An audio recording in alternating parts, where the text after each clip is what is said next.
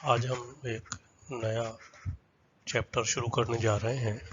Chapter का नाम है सॉलिड स्टेट। जैसा कि हमें ज्ञात है, पदार्थ की सामान्यतः तीन अवस्थाएं होती है: ठोस, द्रव एवं गैस। जो गैस अवस्था होती है उसमें पदार्थ के अणु एक दूसरे से बहुत दूर दूर स्थित होते हैं तथा वे स्वतंत्रता पूर्वक विचलित हो सकते हैं। अतः गैस का आयतन एवं आकार दोनों अनिश्चित होते हैं। द्रव अवस्था में अणु अपेक्षाकृत कम दूरी पर होते हैं तथा आकर्षण बल अनुभव करते हैं। इस अवस्था में भी अणु के मध्य कुछ स्थान रिक्त रहता है, अतः इसका आयतन तो स्थिर रहता है लेकिन आकार स्थिर नहीं होता। जब हम बात करते हैं ठोस अवस्था की, तो उसके अणु परस्पर प्रबल आकर्षण बल से जुड़े रहकर एक दूसरे के बहुत नजदीक होते हैं और इस अवस्था में अणु गति नहीं कर पाते हैं, अतः इनका आकार एवं आयतन दोनों ही स्थिर होते हैं। ठोस भी दो प्रकार के होते हैं। पहला, क्रिस्टली ठोस। क्रिस्टली ठोस वे पदार्थ हैं जिनकी ज्यामिति निश्चित होती है, वे असंपीड्य होते हैं, जैसे कि सोडियम क्लोराइड, पोटेशियम क्लोराइड आदि क्रिस्टली पदार्थ। क्रिस्टली ठोसों के अवयवी कणों में एक निश्चित व्यवस्था पाई जाती है और इसकी पुष्टि हम एक्स किरण विवर्तन विधि से कर सकते हैं। यह स्थायी व्यवस्था पदार्थ के सूक्ष्म भाग से लेकर उसके बड़े बड़े जो क्रिस्टल होते हैं उन सब में समान होती है, अतः इन ठोसों को हम वास्तविक ठोस कहते हैं। कुछ ठोस देखने पर पाउडर जैसे प्रतीत होते हैं, परंतु सूक्ष्मदर्शी से यदि हम उनको देखेंगे तो उनकी निश्चित आकार आकृति वाले ठोस क्रिस्टली पदार्थ हैं, अतः इनको हम सूक्ष्म क्रिस्टली ठोस अथवा बहु क्रिस्टली ठोस पदार्थ भी कहते हैं। दूसरे प्रकार के ठोस हैं अक्रिस्टलीय ठोस, एमोर्फस सॉलिड। कुछ पदार्थ कठोर व असंपीड्य तो होते हैं, परंतु उनके अवयवी कणों में निश्चित ज्यामिति नहीं होती है, जैसे कि कांच, प्लास्टिक, रबड़, रेजिन आदि अक्रिस्टलीय ठोस कहलाते हैं। इनके अवयवी कणों की कोई निश्चित व्यवस्था नहीं होती, अतः इनके अवयवी कण द्रवों की भांति अव्यवस्थित होते हैं, इसलिए हम इन ठोसों को अतिशीतित द्रव भी कहते हैं, सुपर कूल्ड लिक्विड्स। क्रिस्टलीय और अक्रिस्टलीय ठोस पदार्थों में अंतर सामान्यतः परीक्षा में पूछा जाता रहा है। क्रिस्टलीय ठोस पदार्थ, पहला, इनकी आंतरिक संरचना में कणों की निश्चित ज्यामिति होती है, जबकि अक्रिस्टलीय ठोसों में कणों की व्यवस्था में कोई निश्चित ज्यामिति नहीं होती है। क्रिस्टलीय ठोस पदार्थों के गलनांक निश्चित होते हैं, जबकि अक्रिस्टलीय ठोस पदार्थों के गलनांक निश्चित नहीं होते हैं।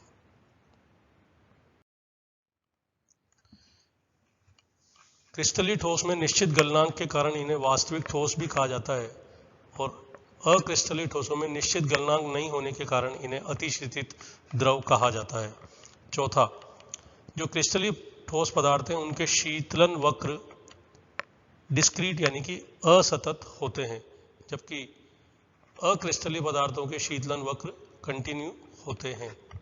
और पांचवा, क्रिस्टलीय पदार्थों में विषम देशिकता पाई जाती है, केवल घनी क्रिस्टलों को छोड़ करके, लेकिन अक्रिस्टलीय पदार्थों में समदेशिकता पाई जाती है। अब समदेशिकता और विषम देशिकता के बारे में हम अध्ययन करेंगे। पदार्थ के कुछ भौतिक गुणों को सभी दिशाओं में समान होना समदेशिकता और इन गुणों का सभी दिशाओं में अलग अलग होना विषम देशिकता कहलाता है।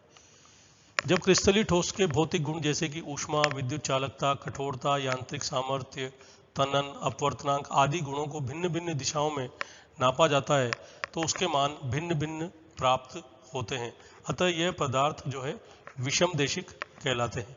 इसके विपरीत जब ये गुण अक्रिस्टलीय ठोस पदार्थों के लिए ज्ञात किए जाते हैं तो सभी दिशाओं में इनके मान समान प्राप्त होते हैं और इन्हें हम समदेशिक पदार्थ भी कहते हैं।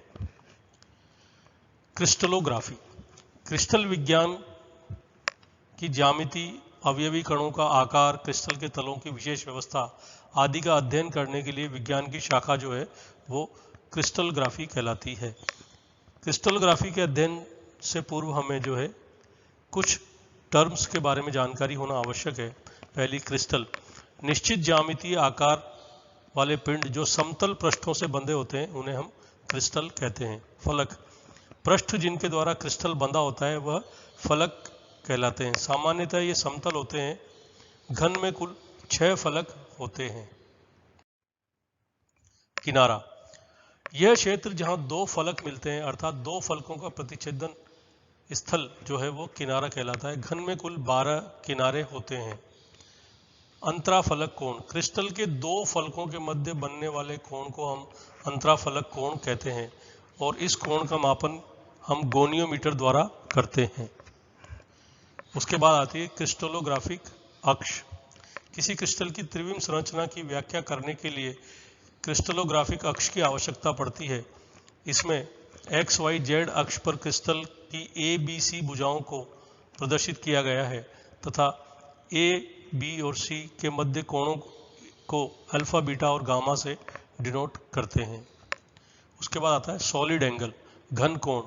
वह कोण जहां 2 से अधिक फलक मिलते हैं घन कोण कहलाता है। घन कोण की संख्या A is equal to E plus 2 minus F. E is number of edges and F is number of faces.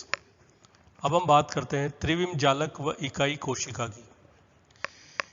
Crystal का निर्माण छोटी छोटी मूल इकाइयों के एक विशेष क्रमबद्ध रूप से व्यवस्थित होने से होता है। किसी क्रिस्टल के अवयवी तत्वों, अणुओं, परमाणुओं अथवा आयनों के क्रमबद्ध रूप से व्यवस्थित होने पर जो छोटी इकाई बनती है वह क्रिस्टल की इकाई कोशिका कहलाती है।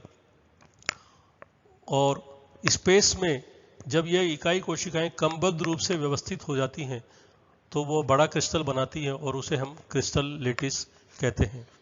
त्रिविम में किसी क्रिस्टल की इकाइयों की नियमित व्यवस्था को त्रिविम जालक कहते हैं और त्रिविम आकाश में इनकी पुनरावृत्ति क्रिस्टल की पुनरावृत्ति करती है। इकाई कोशिका व क्रिस्टल जालक को स्पष्ट करने के लिए हम वर्गाकार आकृति या समूह का दीवार पर चिपकने वाला निश्चित डिजाइन का पत्र ले सकते हैं। इन सभी में छोटे छोटे बिंदु एक निश्चित व्यवस्थित ढंग से जुड़कर बड़ा आकार बना लेते हैं। त्रिविम जालक में प्रत्येक बिंदु एक समान बिंदु समूह से घिरा रहता है। उपयुक्त दोनों चित्र जो है हमने 2 डायमेंशन में शो कर रखे हैं। प्रत्येक बिंदु की तुलना हम इकाई कोशिका से कर सकते हैं और इकाई कोशिका या इकाई जालक जो है क्रिस्टल की फाउंडेशन होती है। त्रिविमीय जालक की इकाई कोशिका के तीनों किनारों की लंबाइयों ए, बी और सी और उनके मध्य कोण अल्फा, बीटा, गामा के द्वारा प्रदर्शित किए जाते हैं। किसी इकाई कोशिका के घनत्व को हम निम्न सूत्र के द्वारा दे सकते हैं। Density is equal to N यानी कि नंबर ऑफ एकल यूनिट्स इंटू एम कण का द्रव्यमान divided by N V. N is number Avogadro number and V is इकाई कोशिका का आयतन। इकाई कोशिका का आयतन जो है वो ए क्यूब हो जाएगा यानी कि ए जो है क्या है इकाई कोशिका का किनारा है। अब घन इकाई की कोशिका में कणों की संख्या की गणना। घन इकाई कोशिका इसमें 8 कोनों पर 8 कण होते हैं अतः प्रत्येक कोने के हिस्से में 1/8 कण आता है अतः कुल कण हो जाएंगे 8 × 1/8 बराबर 1। फलक केंद्रित घनी इकाई कोशिका इसमें 8 कोनों के अतिरिक्त फलक के मध्य बिंदु पर भी कण उपस्थित होते हैं अतः कुल कणों की संख्या हो जाएगी 8 × 1/8 ये तो कोनों के कारण प्लस 6 × 1/2 ये फलकों के कारण अर्थात 1 + 3 = 4। अब काय केंद्रित घनी इकाई कोशिका, इस इकाई कोशिका में 8 कोनों के अतिरिक्त मध्य में एक अवयवी कण भी उपस्थित रहता है अतः इसमें कुल कणों की संख्या बराबर 8 × 1/8 ये तो कोनों के कारण हो गई प्लस 1 जो मध्य में स्थित है 1 + 1 = 2 अतः काय केंद्रित घनी इकाई कोशिका में कुल 2 कण उपस्थित रहेंगे। क्रिस्टल विज्ञान के नियम, लॉज ऑफ क्रिस्टलोग्राफी। क्रिस्टल तथा क्रिस्टलीय पदार्थों के गुण, उनकी संरचना, ज्यामिति ज्ञात करने के लिए विज्ञान की वह शाखा जिसका उपयोग किया जाता है उसे हम क्रिस्टलोग्राफी कहते हैं। क्रिस्टल विज्ञान निम्न नियमों पर आधारित है। पहला, अंतराफलक कोणों की स्थिरता का नियम, law of constancy of interfacial angles. दूसरा, लॉ ऑफ सिमेट्री यानी कि सममितता का नियम। और तीसरा, लॉ ऑफ रैशनल इंडिसेस यानी परिमेय घातांक का नियम। सर्वप्रथम हम बात करेंगे अंतराफलक कोणों की स्थिरता के नियम के बारे में। दो फलकों के मध्य जो कोण बनता है उसे हम अंतराफलक कोण कहते हैं। किसी क्रिस्टल को किसी भी वातावरण में बनाया जाए उसके अंतराफलक कोण सदैव समान रहते हैं। इस संबंध में स्टेनो ने एक नियम प्रतिपादित किया। उसके अनुसार किसी एक पदार्थ के विभिन्न क्रिस्टलों के संगत फलकों के मध्य कोण स्थिर रहता है या किसी पदार्थ के अंतराफलक कोणों का मान सदैव स्थिर रहता है। क्वार्ट्ज क्रिस्टल में अंतराफलक कोणों का मान 120 डिग्री होता है। ये विभिन्न परिस्थितियों में हमने अलग अलग जो है क्वार्ट्ज के क्रिस्टल प्राप्त किए, परंतु सभी आकृतियों में अंतराफलक कोण का मान जो है वह स्थिर है। अंतराफलक कोण जैसा कि हमने पूर्व में बताया गोनियोमीटर से ज्ञात किए जाते हैं और अंतराफलक कोणों की स्थिरता का नियम जो है वह स्टेनो द्वारा प्रतिपादित किया गया है। दूसरा है सममितता का नियम। एक पदार्थ के क्रिस्टल में सममिति के तत्वों की संख्या समान होती है।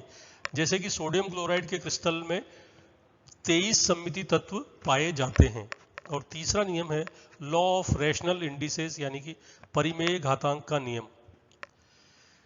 यह नियम रेने के द्वारा दिया गया था। रेने के अनुसार एक क्रिस्टल के विभिन्न फलकों द्वारा क्रिस्टलोग्राफिक अक्ष पर काटे गए अंतःखंड ABC के सरल मल्टीपल होते हैं। यदि इकाई फलक ABC द्वारा क्रिस्टलोग्राफिक अक्ष पर काटे गए अंतःखंड ABC हो तो इसका फलक NA, NB, NC अंतःखंड काटेगा, जहां NA, N' और N" काटेगा। यहाँ पर N' तथा N" पूर्णांकों या पूर्णांकों की भिन्न भिन्न संख्या है। यह चित्र ABC फलक यहाँ पर हमने दिखा रखा है। अन्य फलक DEC के द्वारा काटे गए ट्वाइस A, ट्वाइस B और C है, जो कि ABC के पूर्ण गुणक है। यदि कोई फलक किसी अक्ष के समानांतर होता है तो यह माना जाएगा कि यह फलक इस अक्ष पर को अनंत पर काट रहा है। Thank you.